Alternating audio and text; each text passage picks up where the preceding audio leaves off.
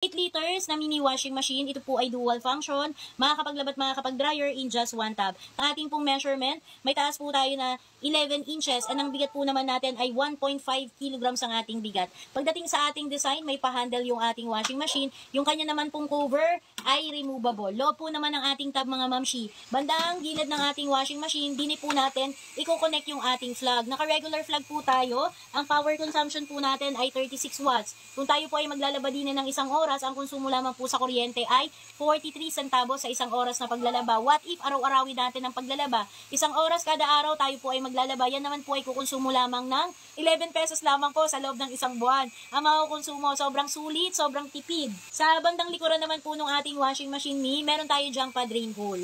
Included din sa ating package mga mamshi, meron tayong drain hose. Iko-connect lamang po natin dun sa kanyang drain hole, yung ating drain hose. And sa ating naman pong timer, ang timer po natin ni ay meron tayo dyang 5 minutes and 10 minutes magagamit sa pagwawash or pagbabanlaw, sa 3 minutes sa ating pagdadryer. Pag i-on, press and hold ng 2 seconds sa ating button para ma-on yung ating washing machine. Pero once na naisaksak natin yung ating plug, gagana po kaagad yung kanyang pa-blue light. Ayan. May blue light po tayo, nakakapag-eliminate po ng germs and ng bacteria even without using of hot water. Kumbaga po, nakakapag-sanitize, sterilize na po ng ating mga damit. And ang blue light din po ay nakakapag-eliminate po yan ng odor. Nakakatulong makapagtanggal ng mababahong amoy ng ating labahin. Goods na goods, lalo na po kung ipanglalaban ng mga baby clothes. Ayan, 99.97% po kasi na effective yung ating pa-blue light. Pag i-on natin, press and hold ng 2 seconds. At first, mapupunta tayo sa 5 minutes. Ayan, kung gusto po naman nating mailipat ng 10 minutes another, pindot pa po tayo ng isa, malilipat ng 10 minutes. And sa isa pang pindot mga mamshi, mapupunta tayo ng 3 minutes. Ang 3 minutes naman po ay ginagamit siya sa pag-dryer. Sa ating capacity, ang kaya pong malaban ay